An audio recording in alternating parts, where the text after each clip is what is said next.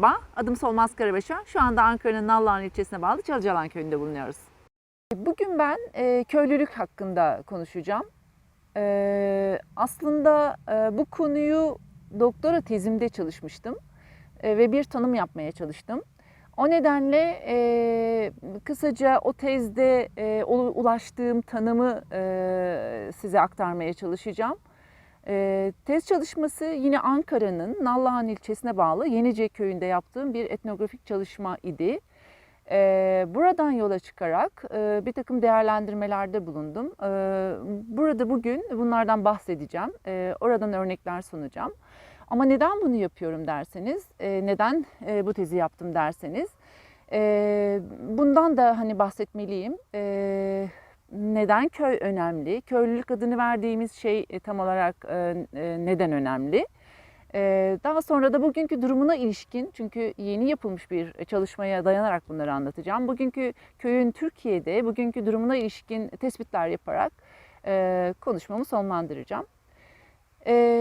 Evet, gelelim tanıma. Türkiye'nin idari yapılanması gereği ve ilgili yasada bir köy kanunu var, 1924 yanılmıyorsam. Bu kanuna dayalı olarak, bu kanun kapsamında yapılmış tanıma göre nüfusu belli bir sayının altındaki yerleşme ve en küçük idari birim olarak tanımlanır.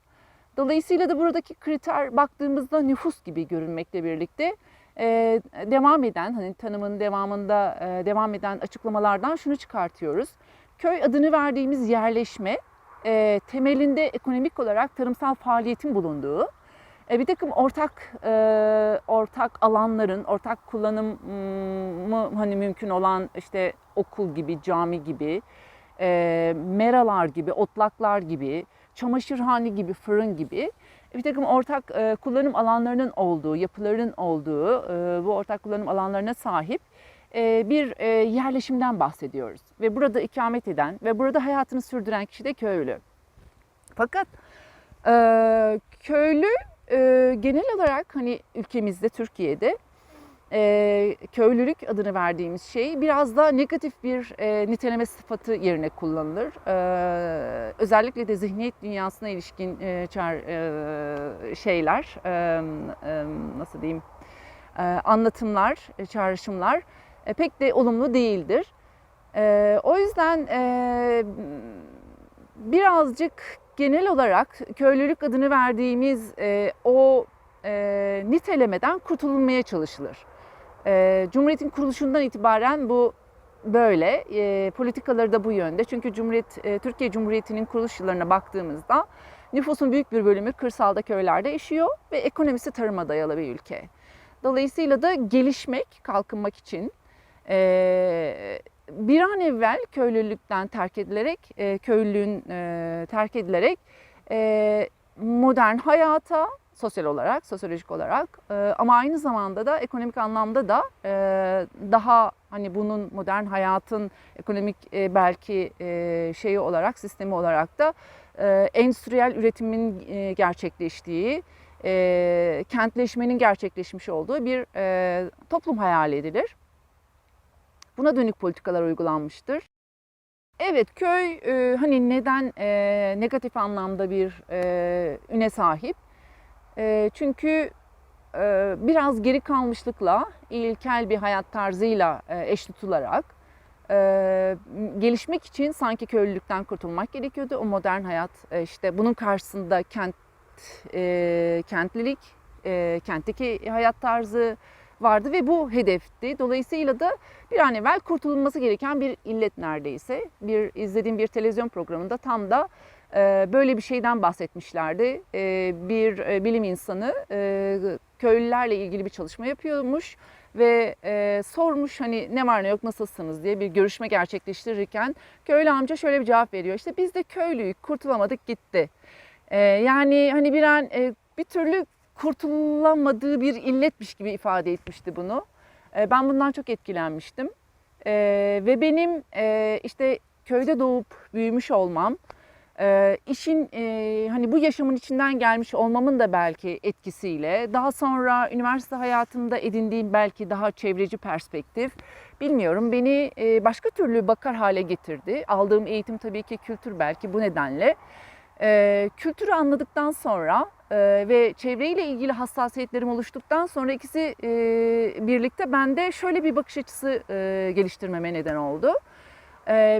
Bugün eğer karşılaşmış olduğumuz çevresel sorunlar, hele ki artık şu anda küresel bir hani krize dönüşmüş, bu kadar büyük boyutlara ulaşmış haldeyse ve bunun sebebi de bugünkü hayat tarzımız ise, o zaman bunun alternatifi ne olabilir? Yani bundan nasıl kurtulabiliriz? Demek ki bu hayat tarzında bir şey var, yani yanlış giden bir şey var. Bunun alternatifi ne olabilir diye baktığımda ben içinden geldiğim bu kültürü keşfettim. Bunun aslında ne kadar sürdürülebilirlik için, sürdürülebilir bir hayat için ne kadar önemli şeyler barındırdığını keşfettim. Ve bunu gerçekten böyle midir diye görmek üzere de bu doktora tezini yaptım. Doktora tezi kapsamında bu alan çalışmasını yaptım. İşte ben bu alan çalışması sonrasında köylülük adını verdiğim şeyi bir kültür olarak, bir yaşam biçimi olarak tanımlamaya çalıştım. Tanımlamak için de 2013 ile 2017 arasında sürekli bu köye gidip gelerek çalışmalar gerçekleştirdim. İşte görüşmeler, katılımlı gözlem adını verdiğimiz, içinde yaşayarak, o hayata katılarak ve buna kendi çocukluk deneyimimi de, kendi background'umu da katarak, yani bu değerlendirmelere ulaşmaya çalıştım. Ve şöyle bir sonuca vardım. Gerçekten de köylülük aslında eğer bir kere doğal bir ortamda bir hayattan bahsediyoruz. Bir kırsalda hani bir yaşam biçiminden bahsediyoruz. Çünkü köy adını verdiğimiz şey kırsalda oluşturulmuş bir şey. Ve insanın toprakla doğrudan bağ kurduğu, doğayla ilişkilerinin çok yoğun olduğu bir yaşam biçiminden bahsediyoruz. Ve insanlığın en eski hani en eski oluşturduğu yaşam yaşam stratejilerinden bir tanesinden bahsediyoruz. Ve ayrıca evrensel, hani bu dünyanın hemen her tarafında gördüğümüz bir yaşam tarzından bahsediyoruz. Bir kültürel evrensel yani. Böyle baktığımızda hani onu diğer yaşam biçimlerinden ayıran en önemli özelliği doğayla iç içe bir yaşam sürüyor olması, bir yaşam demek olması ve çok eski yıllardan beri sürdürülüyor olmasına da bakarsak eğer, demek ki çok da büyük bir sorun yokmuş bu doğayla ilişkilerde.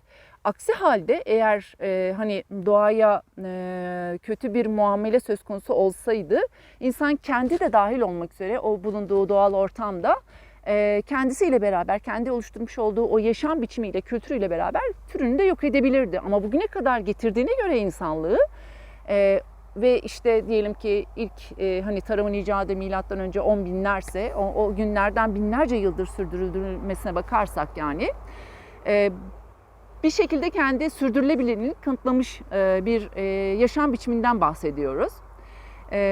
Bir bunu hani dayanak aldım. Bunun için de şeylere bakalım, hani tek tek inceleyelim bunları diye düşünüyorum. Bu çalışmam sonunda örneğin bu örneklerden birisini oluşturmuş oldum ben. Peki neler buldum derseniz, bir kere hala toprakla bağı çok güçlü köy yaşamının. Son derece hani bütün mümkün olabildiğince ihtiyaçlarını kendi gidermeye dönük bir ihtiyaç ekonomisi söz konusu. Tabii bugünkü duruma geldiğimizde şunu konuşacağız elbette. Dünyanın artık neresine giderseniz gidin bir küreselleşme çağında yaşıyoruz ve bu küresel ekonomi sisteminin etkilerini her yerde görebildiğimiz bir dünya içinde yaşıyoruz. Dolayısıyla da bugün artık köylerde de bunun etkilerini görüyoruz. Fakat benim çalışmayı yaptığım süreçte görüşme yaptığım insanlar bana 50 yıl öncesini de anlatabildiler. Dolayısıyla da Türkiye'de hani bu küresel ekonominin etkilerini 80'ler sonrası çok yoğun olarak gördük. Belki 50'lerden, 1950'lerden sonra yavaş yavaş başlamıştı. Bunların izlerini ben tek tek sürebildim. Dolayısıyla da hani 50 yıl öncesine gittiğimizde benim çalıştığım köyde de kendi ihtiyaçlarını kendi giderebilen, doğayla ilişkilerini mümkün olduğunca sorunsuz kurabilen bir yaşam biçiminin olduğunu gördüm. Ve hani bunun hayatı sürdürülebilir kılan özellikleri neler diye baktığımda da bir takım bileşenlerinin olduğunu gördüm. Birincisi bilgi, geleneksel bilgi. Geleneksel bilgi tabii yaşayarak elde edilmiş bilgi olduğu için deneyimlenerek, yani bir çeşit laboratuvar deneyleri gibi artık hani o bilgi sınanarak, yıllarca tekrar sınanarak doğruluğu kanıtlanmış oluyor. Halk bilgisi böyle deneysel bir bilgi. Dolayısıyla da fakat bu deneysel bilginin şöyle kritik bir tarafı da var. Ne yazık ki kullanmadığınız takdirde çok kolay unutuyorsunuz ve unutuluyor ve güncelliğini yitiriyor. Çünkü bilgi her yıl tekrarlanarak, yani uygulanarak işte fasulyeyi nasıl ekeceğini, tohumu nasıl ayıracağını ya da nasıl işte otunu ayıklayacağına ilişkin bilgiyi işte kendisi uygulayacak ki yanında onunla beraber çalışan oğlu da görecek. Ertesi yıl hani onun çocuğu da görecek ve bu şekilde o bilgi bir şekilde aktarılabilecek. Ama uygulamadığınız takdirde her yılda uygularken, eğer bir mesela mevsimsel değişiklik söz konusuysa, iklim değişikliği yaşıyoruz örneğin, buna dönük uyarlanmayı yavaş yavaş pratik ederek güncelliyorlar bilgiyi de. Ama bunu uygulamadığı takdirde dolayısıyla güncelleyemeyecek anlamına da gelir ve bilgi güncellenmediği için terk edilir. Ve artık şey de kalmaz, hani önemi de kalmaz. Yaşam için bir önemi kalmaz yani. Neydi bu köy yaşamını, köylülüğü sürdürülebilir kılan özellikler? Bunlardan bahsediyordum. Birincisi geleneksel bilgi demiştim. Bu bilgi deneyimlenerek elde ediliyor. Zaten bu insanı var eden, hani köylülük adını verdiğim bu yaşam biçimi de bu yaşam biçimi bir kültür. Benim tanımımdan hani hareket ettiğimizde. Ve bu kültür, insan kültür yaratan bir canlı. Biz hani antropologlar insanı diğer canlılardan bu özelliği nedeniyle ayırırız. Kültür üreten bir canlıdır. Ve insanı yeryüzünde diğer türlerden ayıran en önemli özelliği de onun kültür üretiyor olmasıdır. Ve bu sayede belki dünyanın hani çok farklı ekosistemleri var. Dağ ekosisteminden sulak alan ekosistemine, kıyı ekosistemine ya da işte bozkır ekosistemine uyum sağlayabilmiş tek tür de insan, değil mi? Halbuki diğer canlılara baktığımızda suda yaşayan hayvanlar başka, değil mi? Dağda yaşayan çeşitlilik başka, biyoçeşitlilik başka. Ama insan kültürü sayesinde hem geçmişten günümüze hayatta kaldı. Halbuki bir aslandan çok daha hani güçlü değil mi? Korunak, yani pek çok canlıya yem olabilirdi.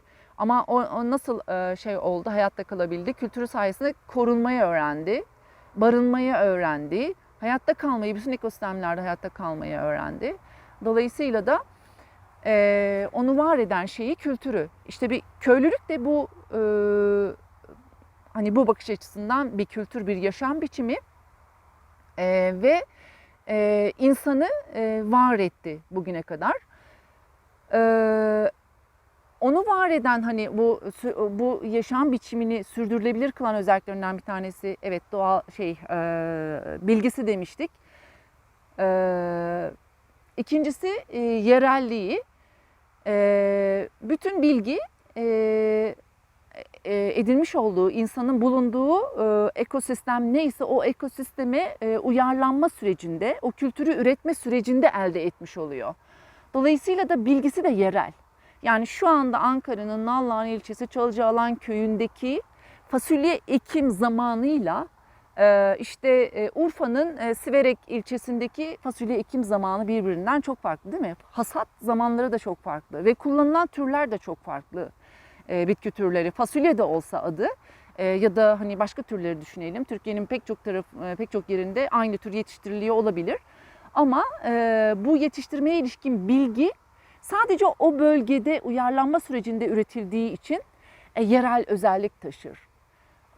İşte bunu yani bu köylülük adını verdiğimiz yaşam biçimini sürdürülebilir kılan özelliklerinden ikincisi de bana göre yerelliği, o bilginin yerel niteliği. Üçüncüsü, şimdi tanımı yaparken eksik bırakmış olabilirim. Bir, doğayla iç içe bir yaşam biçimi demiştik. İkincisi, merkezinde tarımsal faaliyet yer alıyor. Üçüncüsü de ortak malları olan bir yerleşimden bahsediyorduk. Hani köyü tanımlarken ilgili kanunlarda da bunlar var.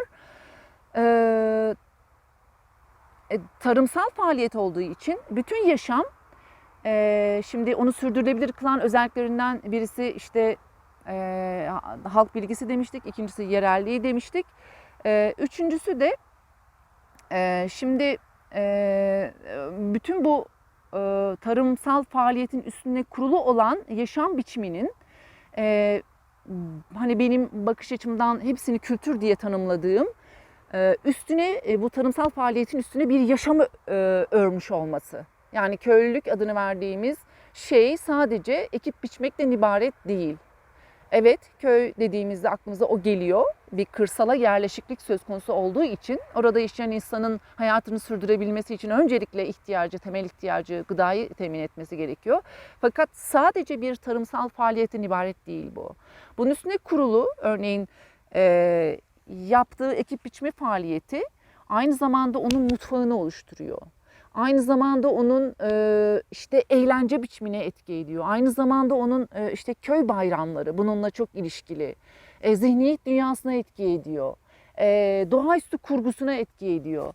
Dolayısıyla bütün bu hani maddi manevi sayabileceğimiz kültürün bileşenlerinin hepsinin bunun üstüne inşa edildiğini ve bu bileşenlerin hepsinin de birbirleriyle çok ilişkili olduğunu görüyoruz bu yaşam biçiminde. İşte bu bütünlüğü de kültürün, bu bütüncül niteliği de onu sürdürülebilir kılan şeylerinden bir tanesi. Şimdi belki birazcık daha açmam gerekir bunu. Çok iyi anlatamamış olabilirim. Şöyle örnekleyerek yine test köyümden örnekleyerek bunu yapayım. Yenice'de örneğin çok sıcak iklime sahip bir köy. 200 rakım, yer yer 250 filan. Sakarya Nehri'nin kıyısında kurulmuş. Dolayısıyla da çok sıcak bir bölge. Ama yılda 2 ürün elde edebiliyorlar. Ekim tarihleri benim şu anda bulunduğum köyden farklılık gösteriyor. Burası biraz daha yüksek rakım olarak. Burada tek ürün elde edebilirsiniz.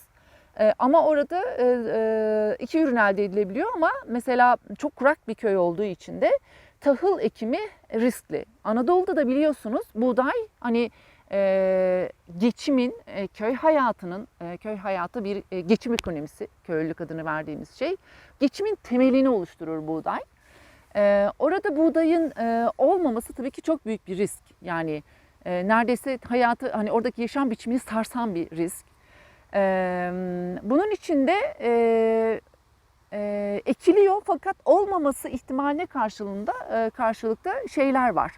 Bir takım güvenceye almaya dönük hayatın sigortası olabilecek uygulamalar var. İşte diyelim ki buğday ekildi, olmadı ama sadece o bölgede yetişen bir kavun türü var. Sıcak olduğu için öyle lezzetli bir kavun kavun ki ta bizim köyde burada bile aramızda bir şey var. Dağ silsilesi var. Burası Göynük Vadisi diyelim. Öbür tarafta Sarıcakaya'ya giden Sakarı Deresi, Sakarı Vadisi diye bilinir. Oradan bu dağı aşarak satmaya gelirlermiş. Yani hani bütün civarda namı bilinen bir kavun türü yetişiyor orada. Dolayısıyla da sıcak iklim kavun yetiştirmeye, bir zamanlar pamuk ve pirinç yetiştirmeye. Türkiye geneliyle kıyaslandığında hani bu bölgelerle özellikle kıyasladığımızda o bölge ticari hani üretime, endüstriyel tarım ürünlerine daha erken yönelmiş. Bu düşük iklim rakım özelliği, ekolojik özellikler nedeniyle. Dolayısıyla pamuk da yetiştirmiş. Fakat şöyle bir şey bulmuşlar. Pamuk bitkisi geniş yapraklı bir bitki. Bunun altına ektikleri için kavunu pamukla birlikte ekiyorlar. Onun gölgesinde gölge yaptığı için pamuk bitkisi kavun o gölgede yetişiyor, çok fazla sulanmıyor. Bu neden çok su istemiyor. Bu nedenle de çok tatlı kavun oluyor ve bölgede çok biliniyor, ün yapıyor. Bu nedenle satmaya gidiyorlar. Eskiden transfer aracı olarak kullanılan işte atlar, eşeklerle gelirlermiş çünkü yol yok. O zamanlar gelip işte kavun getirip daha sonra da bunu ekinle, buğday, arpayla değiştirip takas ettiklerini görüyoruz. Ve bu hayatı hani çok temel gıda olan buğdayın olmayışı bile hayatı sürdürülebilir kılacak başka türlü şeylerle tolere edilmiş. Aynı şekilde kavun pamuk yetiştiriciliği gibi bağ görüyoruz. Eskiden diyorlar, şimdi baraj yapılmış, çok yakınlarında bir baraj var. Barajın suları altında kaldığı için, istimlak edildiği için artık bağ ne yazık ki kalmamış. Ama geçmişte çok ciddi bir bağcılık yapıldığını görüyoruz. Bir ailenin şöyle anlatmışlardı, 15 gün boyunca pekmez kaynattığını söylüyorlar. Sabahtan akşama kadar düşünün ne kadar pekmez üretildiğini. Pekmez şu anlama geliyor. Hani mutfakta, hani mutfak kültürünün ne olduğunu sorguladığımda şunu söylediler. Tarhana çorbası, arkası pekmez. Mutfak bundan ibaret. Bu ne demek? O kadar önemli ki pekmez. Yani bir tek tarhana çorbası var beslenmenin temel unsuru olarak. Arkasından pekmez her yemekte. Ve bu hani pekmezin hayattaki ne kadar hani önemli olduğunu, beslenmenin neresinde olduğunu gösteriyor. Ayrıca pekmezle de aynı şekilde kavunla yapılan takas gibi pekmez satarak, çünkü bir ailenin 20 kiloluk tenekelerle hani en az 15 teneke pekmez sattığı söyleniyor geçmişte. Bununla diğer ihtiyaçlarını, hani eğer kendi gideremediği ihtiyaçları varsa diğer ihtiyaçlarını karşılıyor. Bunun gibi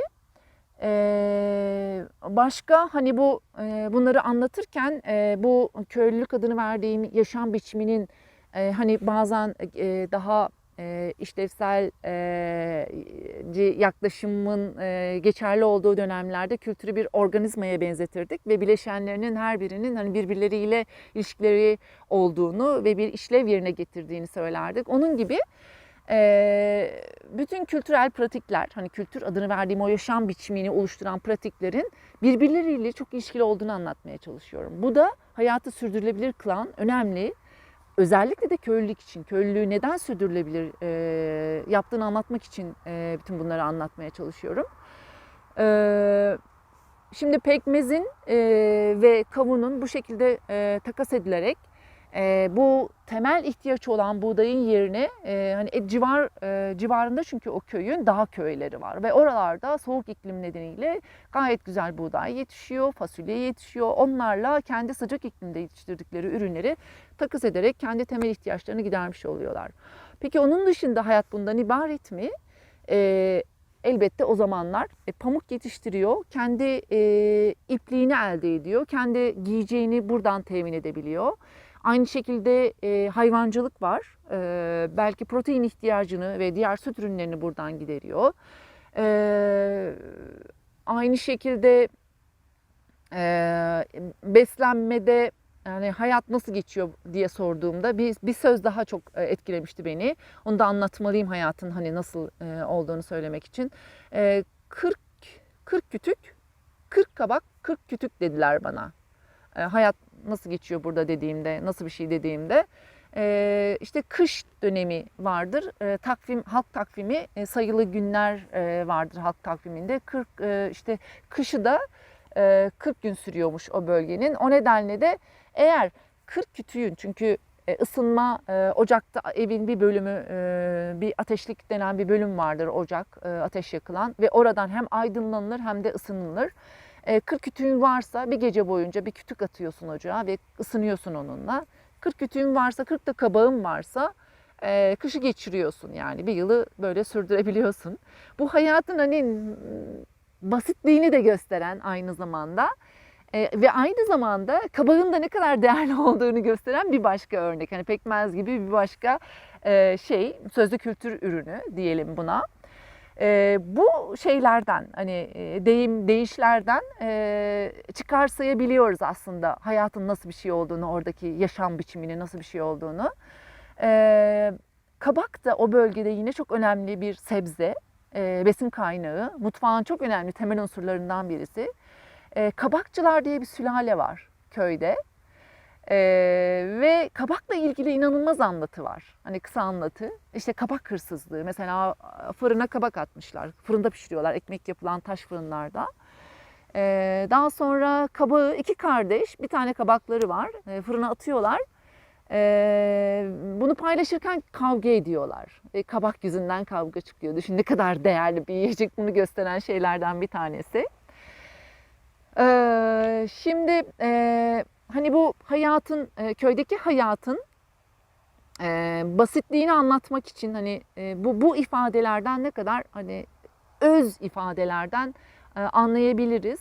Bunları anlatmak için, bu özellikle aktarabilmek için bunları anlattım. Çünkü bu hayatın sadeliği, basitliği, kanaatkarlığı, köylülük bir çeşit kanaatkar bir yaşam biçimi. Onu sürdürülebilir kılan niteliklerinden bir tanesi. Biz bugün gerçekten konuştuğumda Yenicelilerle eskiden diyorlar bu kadar bolluk yoktu ama bu kadar borç da yoktu. Kendileri bu değerlendirmeyi yapıyorlar.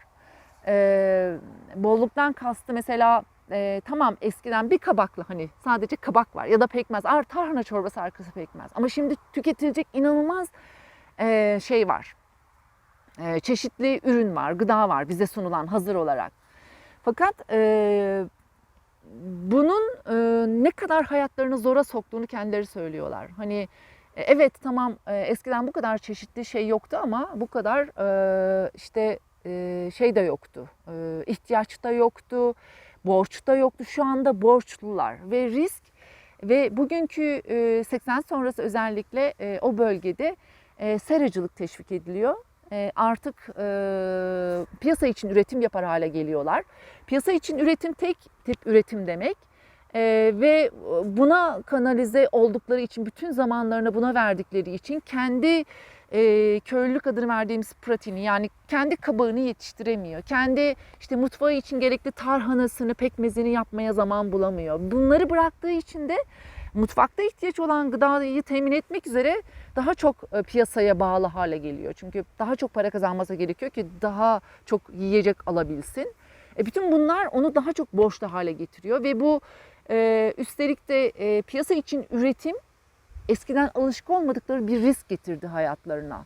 Bunları kendileri ifade ediyorlar. Bir çeşit kumar diyor anlatırken. Ama eskiden böyle riskler yok. Evet, çok sıcak bir bölge. Buğday olmama ihtimaline karşın, sıcak olduğu için kurak gidip buğday hani ürün elde edemeyebiliyor. Ama diyor bunun için her zaman tavan arasında biz darı saklarız. Hayatın sigortası darı. Hani bulduğu, o geleneksel yaşam biçiminin bulmuş olduğu bir çeşit sigorta yani. Darı ekimi. Hemen buğday olmadıysa hızlıca sökeriz, kaldırırız, tarlaya darı ekeriz. İki ürün alınabiliyor o sıcak iklimde. Ve darı her şekilde ve koşulda olur ve aç kalmayız. Mutlaka bir ürün elde etmiş oluruz diyorlar. Ama bugünkü riskler öyle değil. Yani tohumundan tutun da ilacı, gübresi direkt borçlanarak bir şey yapıyor. Üretim, tarımsal faaliyet gerçekleştiriyor.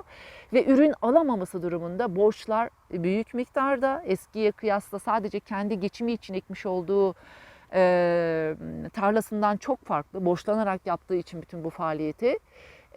Bugün artık oradaki köylülük adını verdiğim yaşam biçiminden başka bir Farklı bir kırsallığa evrilmiş durumda oradaki yaşam biçimi. Riski çok daha yüksek, piyasaya eklemlenmiş durumda. Ve bu ne yazık ki köyde bile olsa hani o sürdürülebilirliği gittikçe yok eden bir değişim. Oysa siz de biliyorsunuz tarım tarihiyle ilgili kitabı olan yazarlar Mazoyer ve Rodart'tı, değil mi, yanılmıyorsam. Onlar diyorlar ki dünyada hayatı hani yaşamın devam edebilmesi için yeryüzündeki tarım çeşitliliğinin sürmesi gerekiyor. Onların tarım çeşitliliği dediği şey benim işte köylülük dediğim yaşam biçimi oluyor. Ülkemizde, yani Türkiye'de eminim diğer hocalar bunları çok iyi şekilde anlattılar. Küçük Asya denen topraklar burası. Yani bir kıtanın bir çeşitliliğini barındırıyor. Buna paralel, hani kültür bir uyarlanma sürecinde oluştuğu için buna paralel bir kültürel çeşitlilikten bahsediyoruz. Yani birçok köylülük var. Bugün Ankara'nın Nallıhan ilçesi Çalıcıalan köyündeki bir ya da işte benim tez köyüm olan Yenice'deki köylülüğü örnekliyorum size. Fakat Türkiye'nin neresine giderseniz gidin çok farklı köylülükler bulacaksınız. Ya da kırıntılarını bulacaksınız. Bu yaşadığımız küreselleşmenin, piyasa ekonomisinin hani etkileri nedeniyle. Her farklı coğrafyada farklı bir yerel türün, işte Yenice'deki kavun türü gibi, Yenice'deki işte yerli pamuk gibi, hani pamuk endüstriyel bir ürün ama kendileri için yerli pamuk yetiştiriyorlarmış. Neden? Çünkü yerli pamuk, evet, hasadı çok daha zormuş, tarımı. Fakat kendimiz için bunu ekerdik diyor. Neden? Çünkü daha konforlu. Ondan yapılan yatak daha yumuşak olurmuş. Ve ziraatten aldıkları, hani ziraat pamuğu dedikleri daha geliştirilmiş türle elde ettikleri pamuğun konforunun düşük olduğunu söylüyorlar. Daha kısa sürede örneğin sertleşiyormuş. Dolayısıyla da bölgede de doğrudan üreticiyle tüketicinin yan yana geldiği bir alışveriş söz konusu ya. Bölgede de zaten onlar hani bölgedeki tüketiciler de yerli pamuğun şeyini tercih ediyor. Daha pahalı olduğu halde, satışta da daha pahalı. Bunu üretici bildiği için konforunu bunu tercih ediyor. Şimdi şey açısından da hani ekonomik ilişkiler açısından baktığımızda da bu çok önemli. Köylülük adını verdiğimiz bu yaşam biçiminde sadece hani köyde yaşayan insanların sürdürülebilirliği değil, bu köy yaşamının kendi dalga dalga hani etki alanı içerisindeki şeyleri de var. Yani hani ta bizim köye gelip kavun satıyor olmaları, bu bölgedeki tüketicinin, babam çok sever o bölgenin örneğin kavununu. Mutlaka onu sakarı kavunu arar yani pazara gittiğinde. Bu şekilde üreticiyle tüketicinin yan yana geldiği bağı kopartıyor. Biz şehirde yaşayan insanlar marketlerde sadece etiketlerde yazanlara güvenerek alışveriş yapabiliyoruz, değil mi? Lezzet ve konfordan mahrum olarak. Halbuki yerli işte sakarı kavununu biliyoruz tattığımız için daha önceden ve işte kimin yetiştirdiğini de biliyoruz. İşte bilmem ne köyünden gelmiş Yenice'den bilmem ne amcadan aldığında biliyorsun ki o sakarı kavunu ve o çok lezzetli bir kavun. Ya da işte kullandığın pamuk hani biliyorsun ki çok konfor verecek sana. Köylülükten hani köylülüğün yok olması sadece o bölgedeki yaşayan insanların hani şey olarak yaşam biçimi ve kültür olarak köylülüğün yok olması, bu tarımsal faaliyet üstüne kurulu o yaşam biçiminin yok olması sadece orada yaşayan insanları değil, civarda yaşayan insanları da işte bu şekilde etkiliyor. Yaşamın o köylülük adını verdiğimiz yaşamın bütünlüğünden bahsetmiştim. Bunu örnekleyecek bir şey daha söylemek istiyorum. Köy bayramları var. Türkiye'nin hemen hemen pek çok yerinde görürüz biz bunu. Genel olarak hani halk bilimciler bunu köy bayramları kategorisi altında sınıflandırırlar. Fakat bunun bölgeden bölgeye değişen isimleri vardır. Kimi zaman bir yağmur duası olur adı, Hıdrellez olur, işte ne bileyim yatır ziyareti olur, Erenler Bayramı'dır bizim köyde örneğin. Ve buna bizim dünyaca ünlü folkloristlerimizden Boratav'ın ifadesiyle törenler katışımı der Boratav buna. Çünkü burada evet köy yaşamında çok önemli ekecek ama aynı zamanda hani mümkün olan her şeyi seferber edecek, ürünü elde etmek üzere bütün bilgisini koyacak oraya. Elinden gelen azami gayreti gösterecek ama nihayetinde sığındığı o doğaüstü tasarım neyse yani ondan da bir çare umuyor. Bunun için de şeyler geliştirmiş, bir takım pratikler. Köy bayramları işte tam da bunu açıklıyor. Her şey yapıyor, en sonunda da bu bayramı düzenleyerek işte o tasarladığı doğaüstü tasarım neyse onun gönlünü hoş ederek bu ürünü garanti altına almak istiyor. Baktığımızda hani analiz edersek eğer altında yatan nedenlere bakarsak. Nitekim Yenice'de de bu törenler, Boratav'ın törenler katışım adını verdiği bir takım bayramlar görüyoruz. Burada 3 bayram tespit ettim ben. Genelde bir bayram olur hani baharda. İşte bu birçok töreni bir arada hani işte yatır ziyareti de olur, işte ne bileyim yağmur duası da olur işin içinde. Hasandede'de 3 bayram var. Neden? Çünkü o kadar kurak bir bölge ki su kıtlığı var. Zaten adının Yenice olmasının nedenlerinden biri bu. Köy susuzluk yüzünden yer değiştirmiş, yeni adını almış. Hep böyle olur. Hani yeni kurulan köyler yeni ile ilgili bir isim alırlar.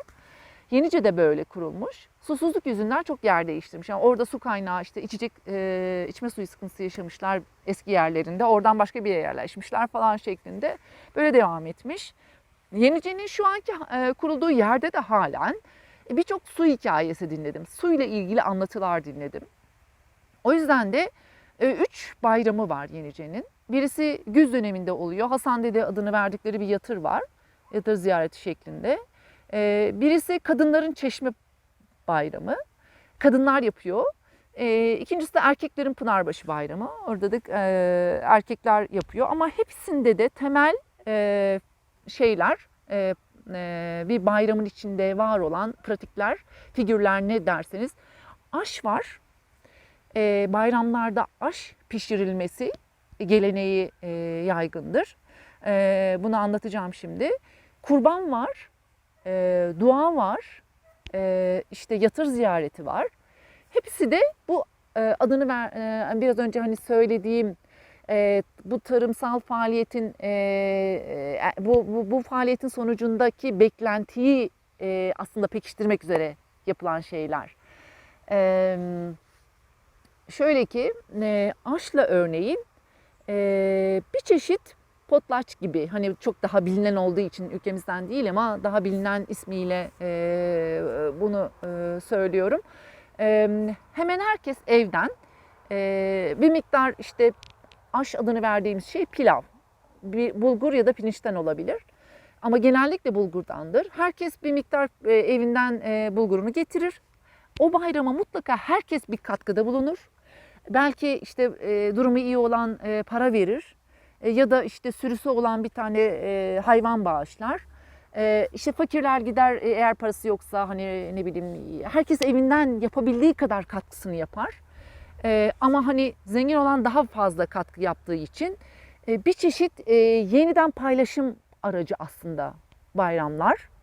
Burada şöyle de bakabiliriz. Kurban var. Kurbanla birlikte yine etin de aynı şekilde bir proteinin yılda bir defa da olsa herkes tarafından yenmesinin sağlanması söz konusu.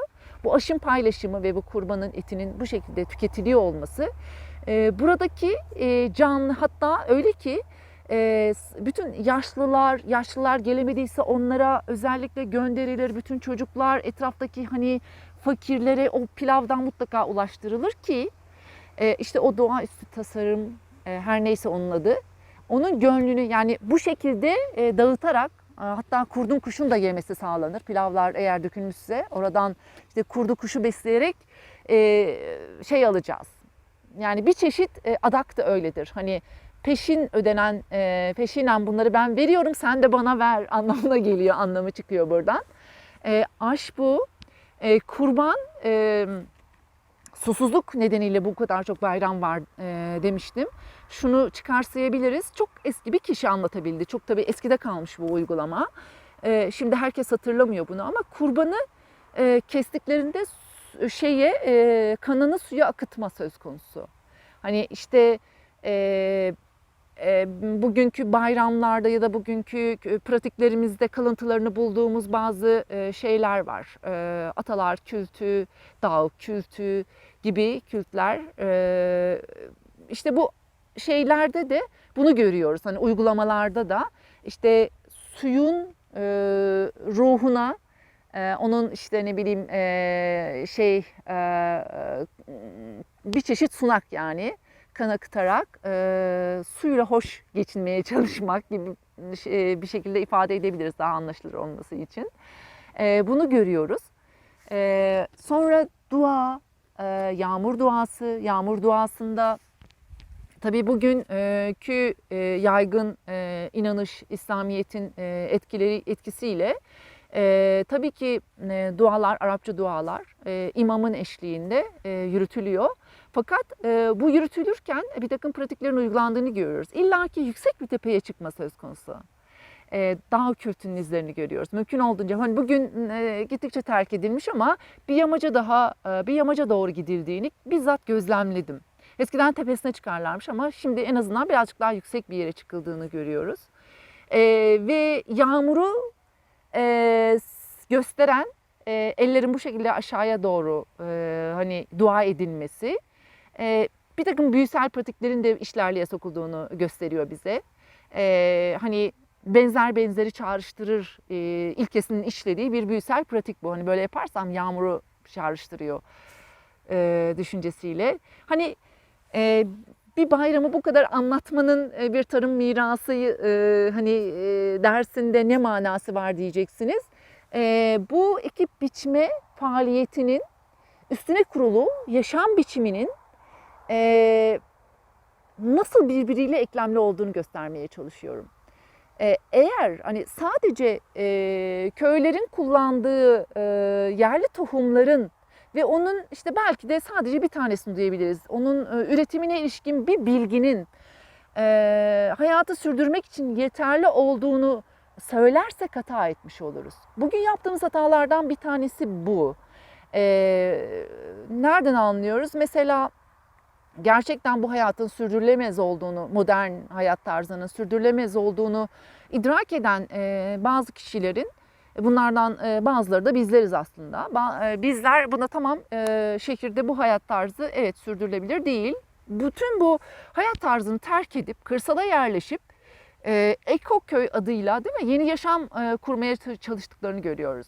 Ama dünyada bununla ilgili çalışmalar gösteriyor ki ülkemizde de ne yazık ki görüyoruz işte. Bir tek Hocamköy belki Orta Anadolu'da denenmişti ama onun dışındaki bütün ekoköy denemelerinin hep böyle sahilde, deniz kıyısında falan olduğunu, daha sayfiye yer, keyifli yerlerde olduğunu görüyoruz. Zor koşullarda yaşam sürdürmeyi kimse çok da cesaret edemiyor yani.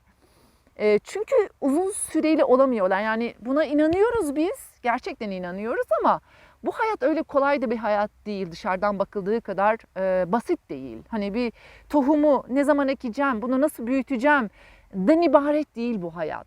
O yüzden de işte buna şimdi çok üzgünüm şeyleri hatırlayamıyorum ama yazarları ben bütün bu sunum esnasında başvurduğum referansları daha sonra eklerim bu dokümana, bu konuşma dokümanına. Dolayısıyla oralardan ulaşılabilir. Ekoköylerle ilgili yapılmış bir çalışma bunu söylüyor. Diyor ki ekoköyleri taze filizler olarak adlandırıyor ve bunlar taze filiz, yeni bitmiş bir filiz nasıl rüzgardan bile sallanır ve azıcık bir zor koşulda kırılabilir değil mi? Bir görebileceği herhangi bir hasarda kırılabilirse işte ekoköyler de böyle diyor. Çok kırılgandır onlar. Oysa diyor gerçek köyler var. Model alınması gereken. Bunlar köklü, derinlere giden kökleri var. İşte bunlardır esas bizi hani var edecek olan, yaşamımızı sürdürmemizi sağlayacak olan bilgi burada. Dolayısıyla da işte Julian Rose'du galiba. Birilerinin yoksulluk adını verdiği o servete iyi tutunun, sahip çıkın diyor Türkiye için. Türkiye'de çünkü hala köylülük adını verdiğimiz mirasa sahibiz. Belki çok hızlı bir değişim dönemindeyiz. Kritik bir aşamadayız. Belki bu ders ve buradan yaygınlaşacak olan bir farkındalık umarım buna vesile olur. Çok hızlı davranıp da hani politikalarımızı, çünkü bu üst politikalarla çok ilişkili. Politikalarımızı buna dönük uygulayabilirsek, bu hayatı buralarda sürdürmeye dönük, bu bilgi henüz daha aktarılıyorken, pratik ediliyorken devam etmesini sağlamaya dönük eğer politikalar geliştirebilirsek, gerçekten hani birilerinin yoksulluk dediği bu serveti, bu servetle belki de hayatımızı var edebiliriz. Bundan daha büyük bir zenginlik de düşünemiyorum ben. Aşırılıklar Çağı'nın yazarı Hobsbawm tarihçi şöyle diyor, Orta Doğu'da yani yüzyılımızın diyor en büyük felaketi, ben şimdi tam olarak hani cümlesini hatırlayamıyor olabilirim ama mealen söylersem yaşadığımız en büyük hani trajedi köylülüğün yok olmasıdır. Böyle bir süreçten geçiyoruz. Ne yazık ki bunlar hızla terk ediliyor. Ama yine de diyor Hobsbawm, Türkiye Orta Doğu'nun kalesi köylülük açısından. Yani biz işte gerçekten şanslı bir coğrafyadayız belki bu açıdan. Ama sadece Türkiye'deki değil, dünyanın her tarafındaki köylülükler çok değerli.